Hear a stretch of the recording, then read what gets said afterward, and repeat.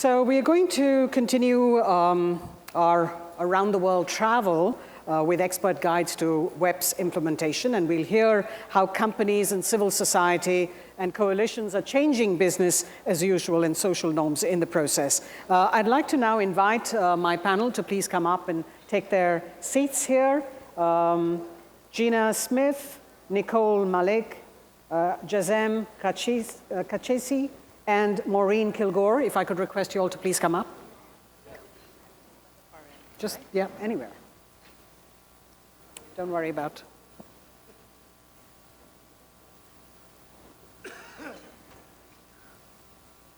So in order to draw out the very best and most concise information from our experts, we're going to establish a few ground rules. I'll be asking each speaker to respond to the questions that you will see on the screen.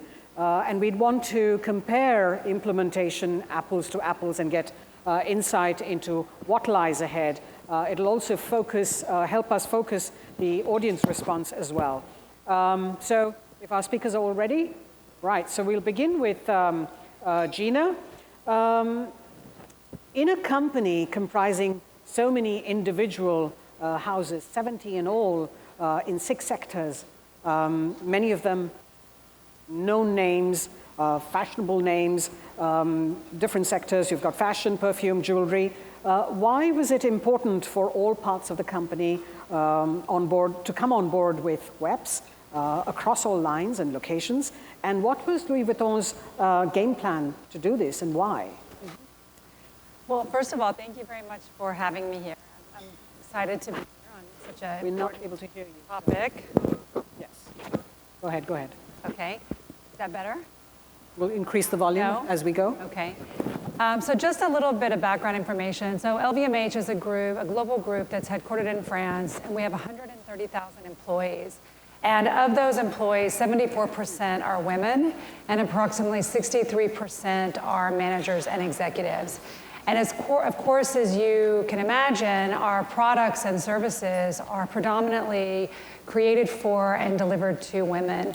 So women are really absolutely at the core of our business, and they're at the core of our group. But the reality is, when we started to look at women advancing to the executive level, we found that in 2007, only 23% of our women held executive committee positions across each of the brands. So while we have this large population of women, we weren't getting them to the senior-most positions within the group. So it really started with a strategy, and of course it was led by some initiatives in Europe to ensure that we had 40% board representation of European companies comprised of women.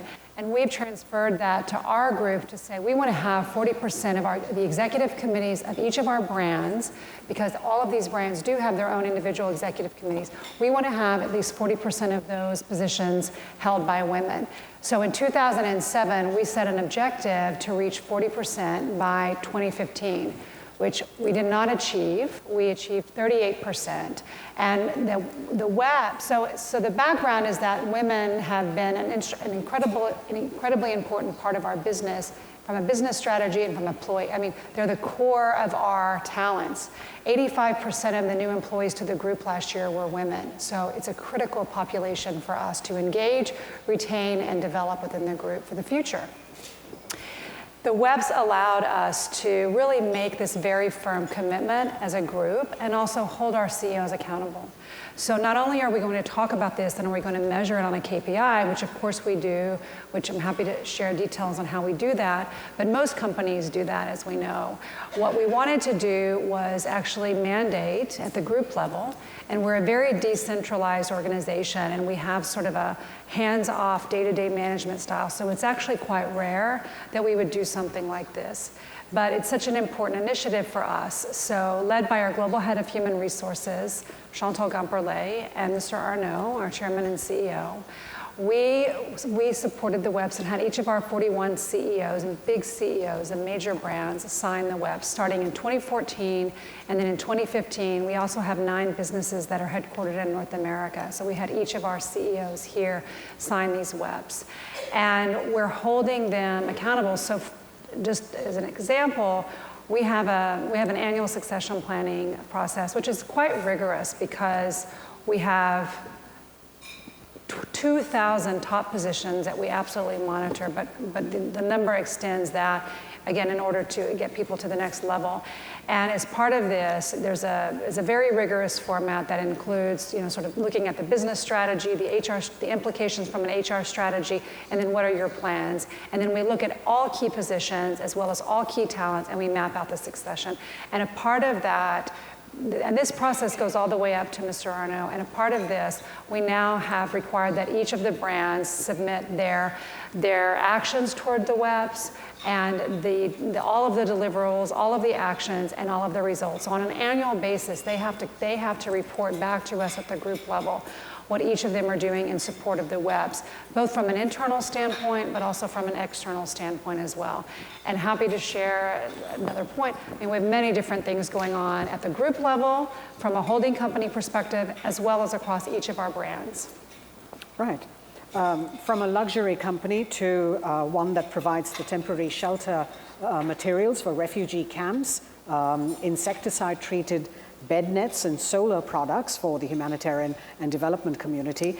NRS International website reminds us that there are 16 million displaced people. So let me also add here that the global refugee figures are currently the highest total since the Second World War. So again, we are connected by the Brazil project to a very urgent problem and a global problem as we see it.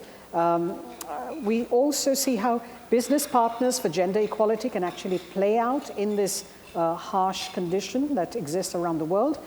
Nicole, tour us through the NRS and where and how it does business, how it impacts women, its implementation accomplishment, and how company owners think and plan for this.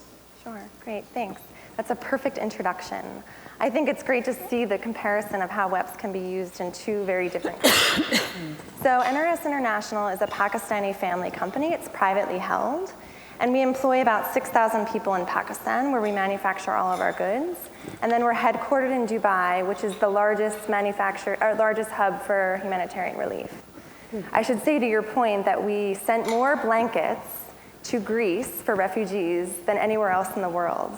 So really what it looks like from a manufacturing perspective, it really is changing. Initially, we developed our company about 40 years ago to respond to the Iran-Iraq war. And now our products are going to Europe. So the vision of our company is to create products, cost-effective quality products, many of which you see on TV if you turn on a channel. Those are our products. They're often branded with our clients. So our clients include UN bodies, NGOs, bilateral donors, governments, ministries of public health. In 2014, they decided to hire a CSR manager. And not because, I should say, that any of our clients asked for it. Just this year, some of them required a UN Global Compact report. I would love to see in the future all of our clients asking for WEPs reports. I think that's a great way forward.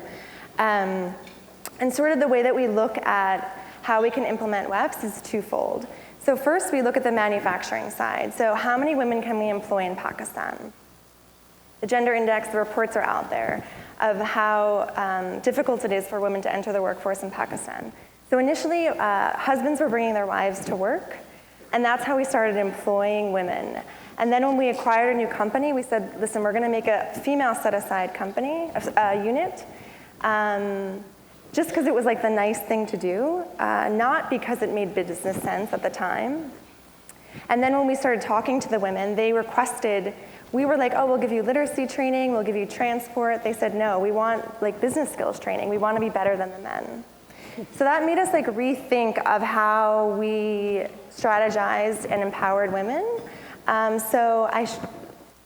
Just in February, we broke ground to create the largest manufacturing male latex condom factory in Pakistan, which is very unique in and of itself.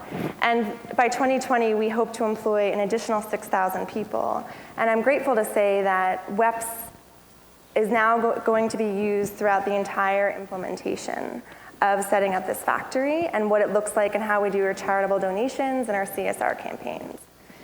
Sort of the second way that we do it is through charitable donations. So we look at working with CBOs, mostly focused around public health and education. And this year we committed $1.5 million to helping sort of refugees and IDPs, both inside Syria, working still in Syria, and also in Lebanon.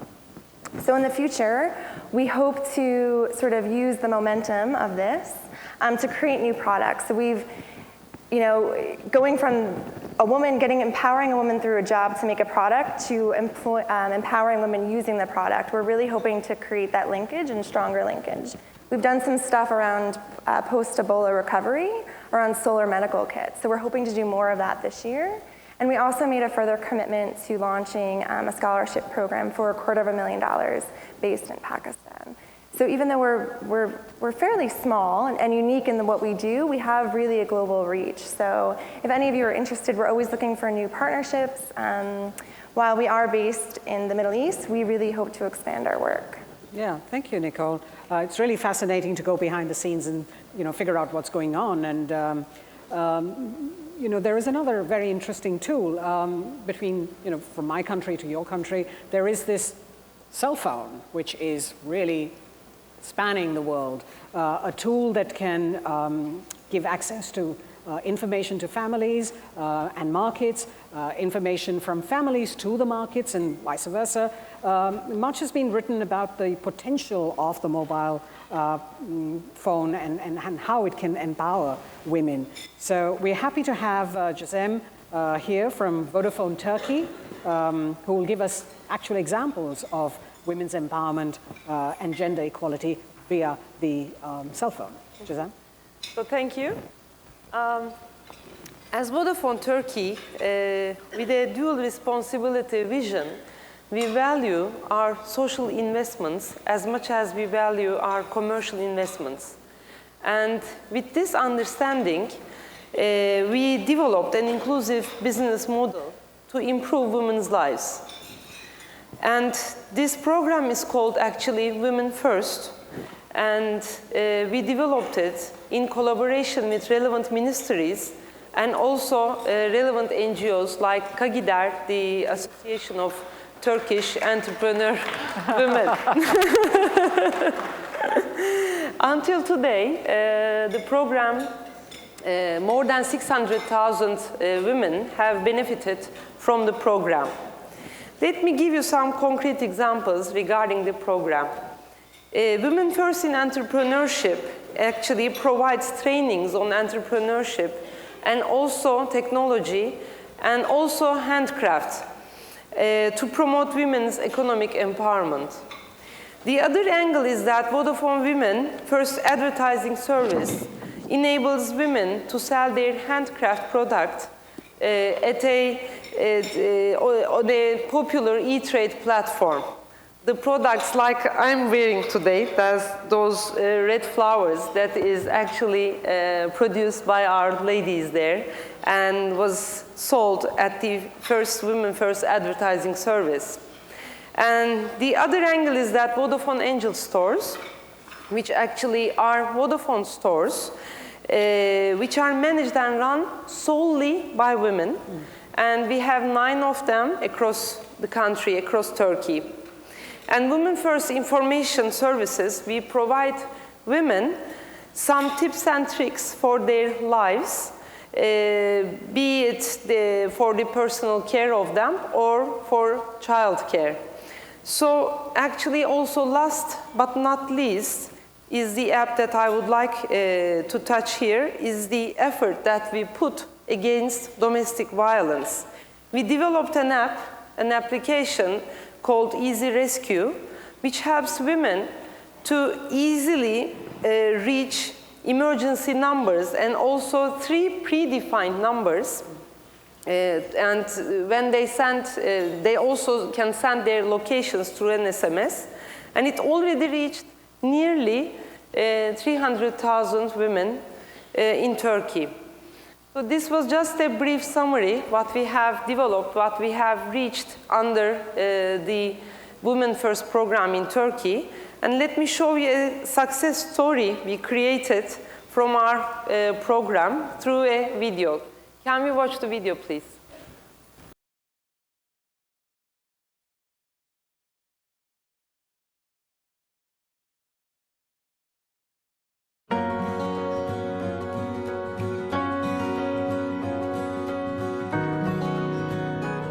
Ben Muazzez Özer, Mersin Kale doğumluyum. 1972 doğumluyum. 24 yaşında evlendim. 19 yıldır evliyim. 2 çocuğum var. Ailem benim için çok önemli. Aileye yardım olsun diye, yardımım olsun diye ben gece gündüz bir de geceleri çok seviyorum dikiş dikmeyi. Hem dokumayı çok seviyorum hem dikiş dikmeyi. Orada yaratıcılık da var. İstediğin bir modeli istediğin gibi çıkarabilme şeyi var bir. Onu çıkarabilirsen tabii ki beğenilmesi de çok güzel. Eskiden daha zordu tabii ki satışlarım. Yapıyordum, yığılma oluyordu ama satışım olmuyordu. Arabaya binip götürüyordum pazarlara. Pazarlarda bir sefer bekle hiç bakıyorlar. Öyle bir talep olmuyordu, satış talebi olmuyordu ama şimdi öyle değil. Önce kadın ilan servisiyle tanıştım. Tanışınca tabii ki hayatım değişti. Şimdi internet üzerinden satışım oluyor. Çok güzel. Orada ilanlarım var. İlanlardan görenler arıyorlar, soruyorlar. Şimdi satış olarak tabii ki servisten sipariş aldığın zaman daha çok yani küçük bir sipariş gelmiyor, büyük bir sipariş geliyor. Büyük sipariş de demek daha büyük para, daha çok iş demek. Daha önce yani 2 milyar, 3 milyar aylık kazancım vardı. Şimdi 8-10 milyara yükseldi kazancım. Tabii ki hayatımızı değiştirir. Vodafone sayesinde ben bu işi daha ilerlettim. Ben bu kadar ilerletemezdim belki. Onun desteğiyle daha kendime güvenç geldi. Hepsinden önemlisi.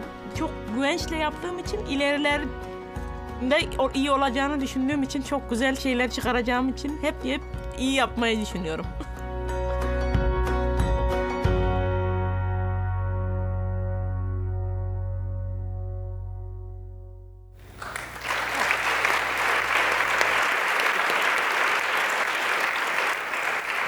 Thank you, Jazem.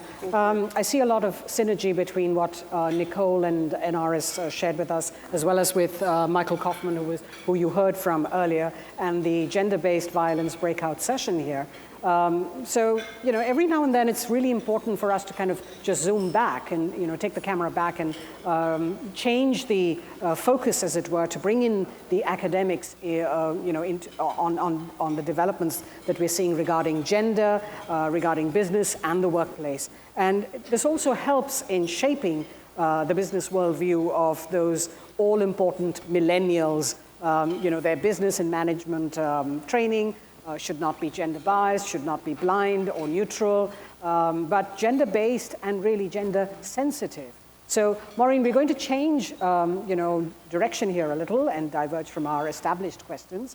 How does what you've heard from the panel align with the themes of your forthcoming book, which is Gender Equality in the Workplace? And how can business schools accelerate the change? And honestly, are they really stepping up to this challenge? Yeah. So, Maureen? Yeah, well, thank you very much. Fascinating stories. And I'm working with the United Nations Principles for Responsible Management Education, which is one of the, I like to say, the offspring of the Global Compact, such as the Women's Empowerment Principles.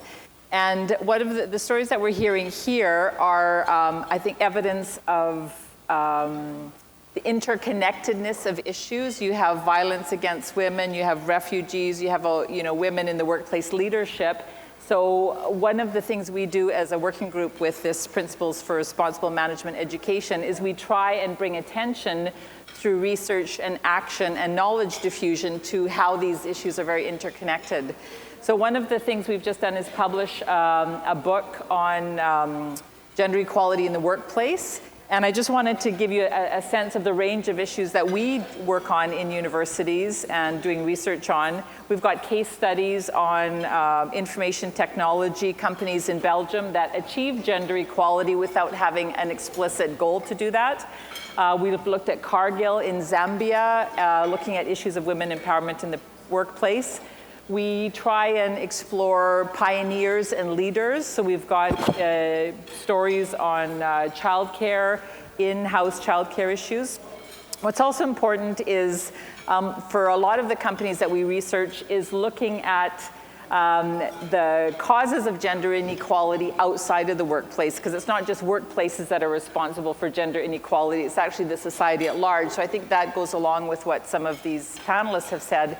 And so then we've got companies in the coffee sector, in the military, looking at, or the US military, we've got a story about the US military and change within that organization, but looking externally in society at some of the reasons why women are disadvantaged and suffer from inequality. So there's some company stories of innovation in terms of transport. We never think of transport, for example. So we just think of women getting to work and arriving at work, but how did they get there? And what are the challenges for women who are working in rural areas where there's a high level of violence, personal security issues, childcare, dropping children off before you go to work, et cetera.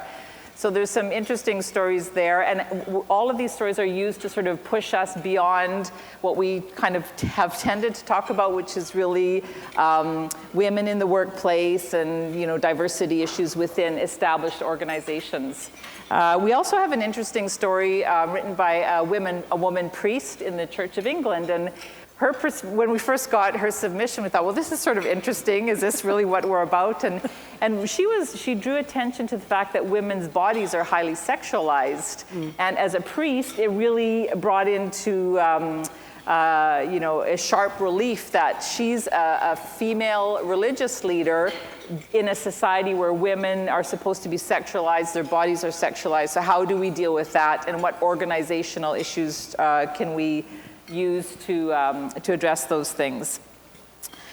We've got stories of Pfizer where we can have inspirational stories where the senior legal counsel on her own tried to do things within that position to affect change. So lots of leadership stories of innovation.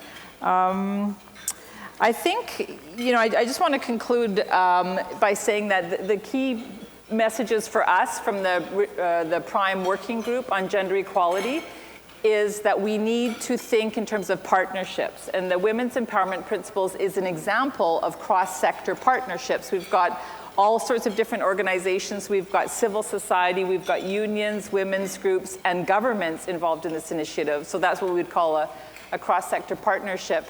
And our working group is trying to, as you say, really influence change within business schools, because that's our future generation of leaders and managers.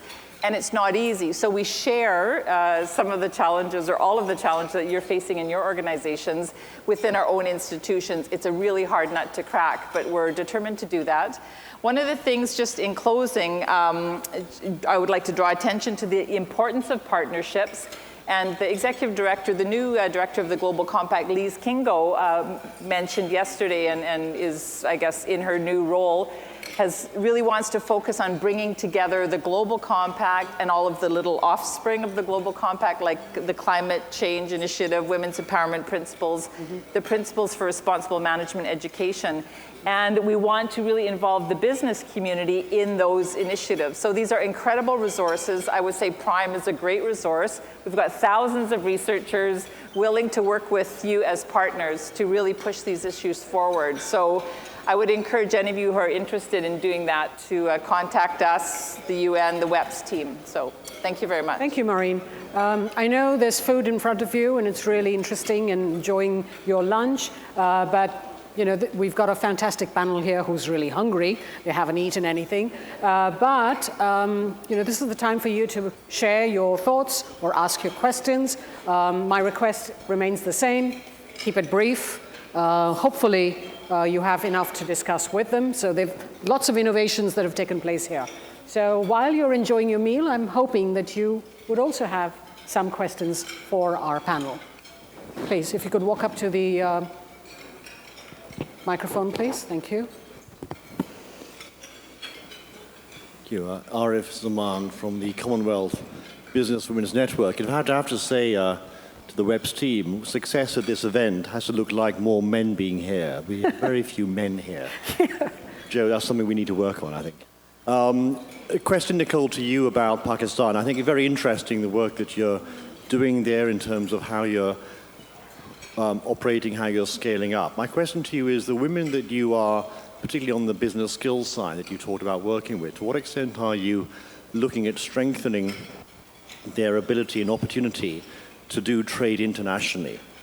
So therefore to use, one of the big things that we're seeing in the last few years is the service economy means you can be born global anywhere. You can do a business in Multan and service a business in Montego Bay. So the question to you is, what are you doing with that? Pakistan's economy, as you know, is 57% service-based.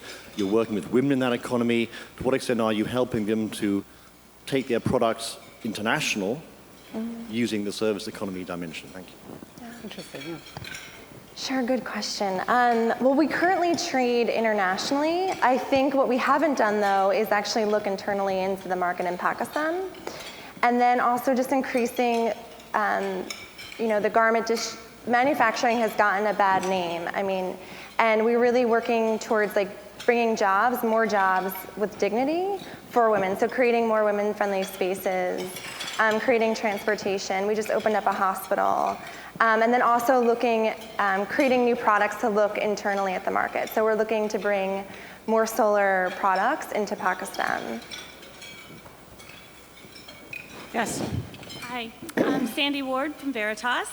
I was wondering, what are some of the things that you guys are doing to work with our younger women, like our high school, middle school? I know my company does bring your kid to work, which is great.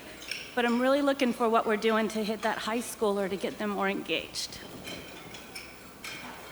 Gina, do you have any? Well, I can't say that we're doing anything specific for that population, although I guess how I would sort of correlate that is from a retail standpoint, because in North America alone, for example, we have 29,000 employees, 74% are work in retail, or 72% work in retail. And we are very active in communicating what it means to work in retail in one of our environments, what it means from our career track. So we're very active, not at the high school level, but we're very active at the college level. And we're going to the colleges and we're talking to students, we're talking to men, we're talking to women. And it's not exactly on this topic, but one thing I just wanted to share is sort of in response to a comment that was made earlier about how do you get these things, how do you get traction around programs like maybe the refugee program in Brazil and sort of other programs where you really want to support a particular community. And I think from what we've seen, and we've actually had some successes, is attaching it to a very concrete business need. And that's how you get really the attention of the business. So for us, one of the examples that we did that we're really proud of is we had a great need in North America for Mandarin speakers in our stores. We know that we have a large Asian customer. We want to be able to service that customer appropriately when they walk in the door. We want to be able to give them a great experience. And so we've been partnering with an organization on the Lower East Side of Manhattan that supports the first generation Chinese Americans and newly immigrated Chinese into the country. And what we did is we went to them to sort of help look for talent. We felt that there must be first generation or newly immigrated Chinese Americans that would love to work in retail. And what we found is that there was a huge number that wanted to work in retail, but they didn't have any training. And so we actually partnered then with the Chinese Planning Council, and we partnered with Parsons School of Design, and we created a 10-week program. And the program, this is the third year now that we've been doing it, and it's incredible because we're really giving tangible and concrete skills, educational skills. So it's 10 weeks. It's 4 weeks that are taught by Parsons professors. They talk about the history of fashion. They talk about the history of the industry. So they give them a very sort of deep immersion into the overall industry. And by the way, it's outside of just fashion now because we have larger brands, including brands like Sephora. And then we have 4 weeks that are taught by our trainers and heads of learning and development for our various brands.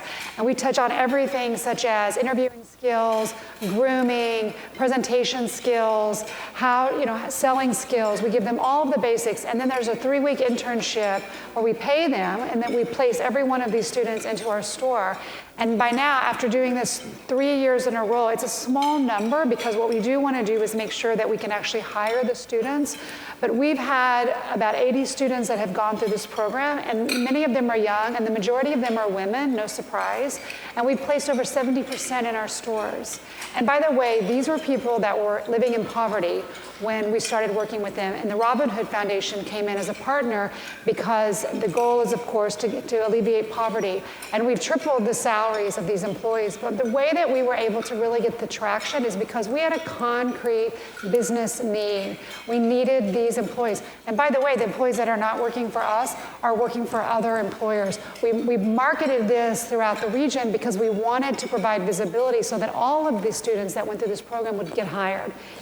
If we weren't going to be able to hire them, we wanted them to be hired by someone else. And we've created a 10-week certificate program out of it. So I think if you want to work with the corporations, which we do in terms of placement, we need to really align our programs against concrete business objectives and business needs.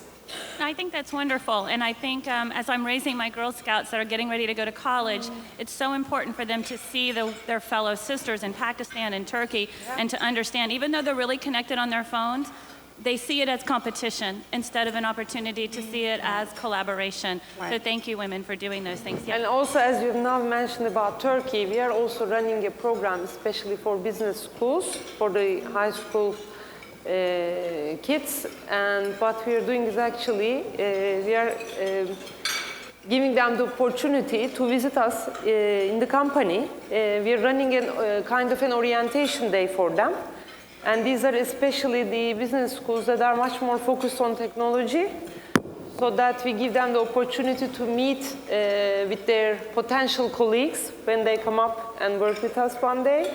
And so that they take this orientation and they have a flavor of what we are doing in the company. So this is somehow a platform for them to improve their competencies. And on the other hand, the other program that we are running in Turkey is the high school music program that we are offering each and every high school student in the country. And within this program, we are also running some online mentoring platforms. We give the opportunity to the kids to meet with some kind of, teachers, some artists also, to take some education from them. Kind of a mentoring program, I can call this. Thank you. We're raising strong women, and I'm so glad they have a forum like you guys to come to. Thank you. Thank you. I'm sorry, ma'am, we won't be able to take on a question because we're really running out of time. Maureen, did you have anything to add to this? Yeah, I just wanted to say, so we're not dealing with children at school, but most of our undergraduates start at age 17 or 18 in our universities and business schools. And one of the goals of our working group is to take every single subject that they are required to take or can take in a business school, whether it's operations management, information technology, human resources, finance, accounting, and integrate gender. So asking faculty members in business schools to integrate gender across the curriculum. And so we've been very successful at a number of business schools who are doing great things in areas where you wouldn't think that there would be a gendered element.